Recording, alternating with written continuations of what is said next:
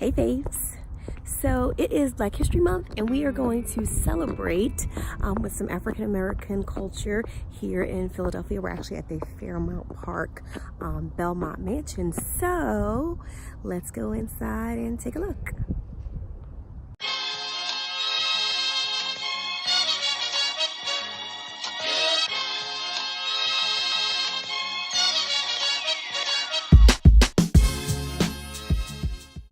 So the Belmont Mansion is actually a part of the Underground Railroad Museum now, which who knew we had this here, right here in Philadelphia, but we are here and we're about to go inside and take a look.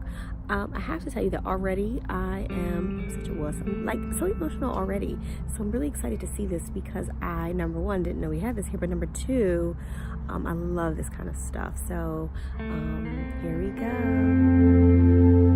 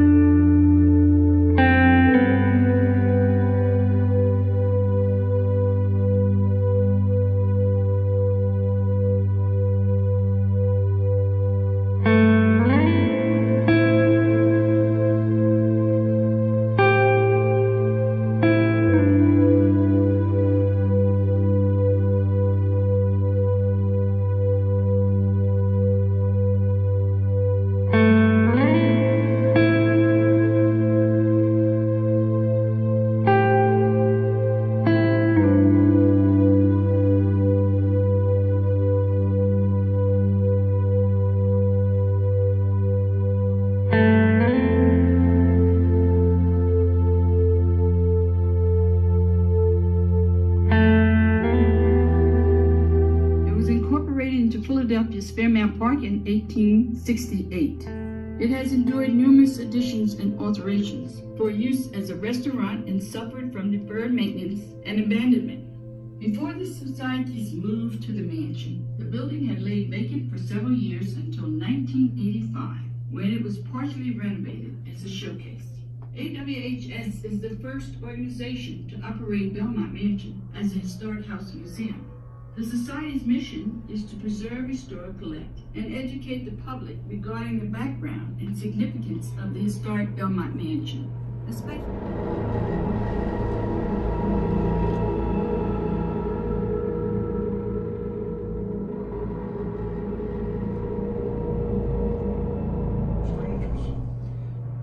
Think about the difficulty of making an escape. I mean, if you're a fugitive slave, there are no maps that you can use. Your knowledge of areas outside of plantation, generally not very great.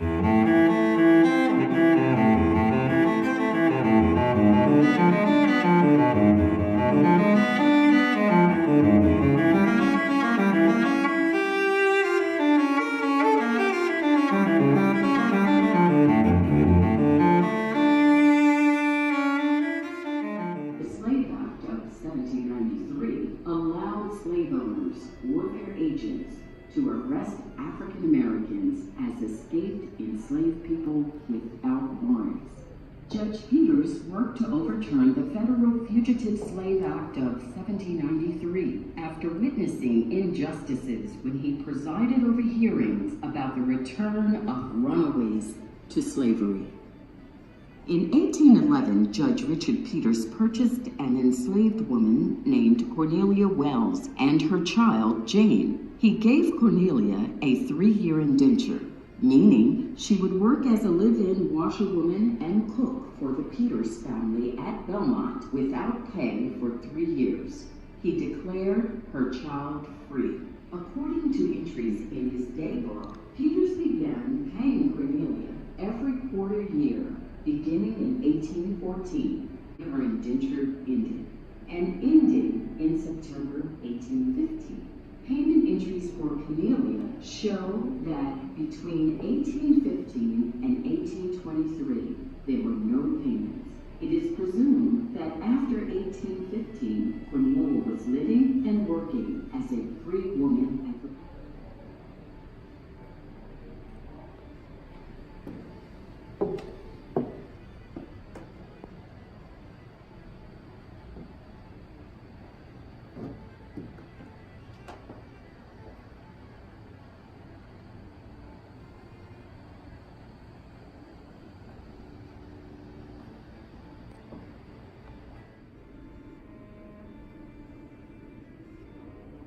Like his father, Richard Peters Jr. was a lawyer whose clients included James Forten, Philadelphia's respected African-American abolitionist and filmmaker, and also Absalom Jones, safe for promoting the abolition of slavery, where he invited James Forten to speak. As official reporter for the U.S. Supreme Court in 1842, Peters questioned the Fugitive Slave Law of 1793. A quote from his Supreme Court argument reads, "In a state where slavery is allowed, every colored person is presumed to be enslaved."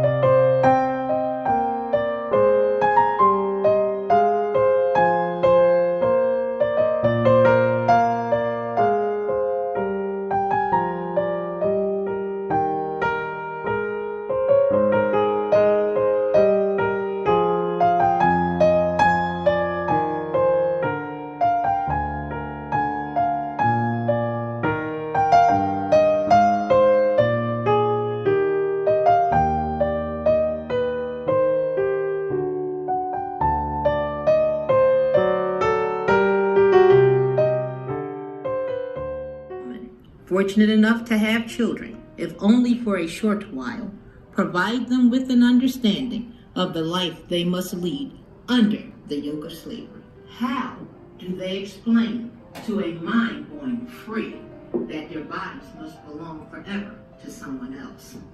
How does a father let go and resign himself to the fact that the future he wishes for his daughter may give way to him standing by and watching her being raped by a cruel master? How does a mother tell her son that he may not see her in the morning? How does she prepare him for the day when both of them may face the auction block? The shackles of slavery made time precious to the African family because they never knew how long they would be with their loved ones.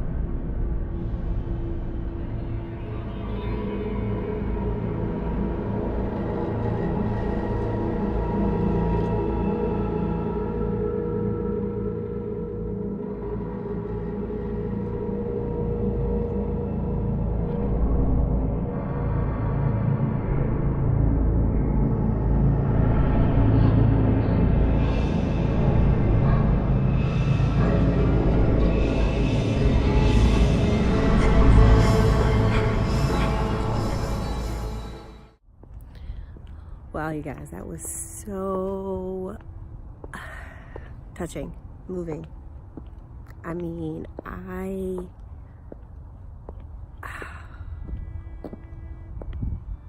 you know, it's interesting. You don't always like think about this on a day-to-day, right? So you don't think about this kind of stuff and what our ancestors went through on a day-to-day. It's, you know, once a year, we kind of go through this time where we're like, you know what, we're gonna remember our culture and try to do something for those that paved the way before us. But I mean, wow, to see all of this and to hear all of it is just, it's overwhelming at the same time. It really is extremely overwhelming, but at the same right, it's necessary. So I encourage all of you to take a moment and come out to the Belmont Mansion to learn a little bit more about, aside from it being Black History Month, learn more about the history and the triumphs that people went through before us. It's amazing, an amazing experience.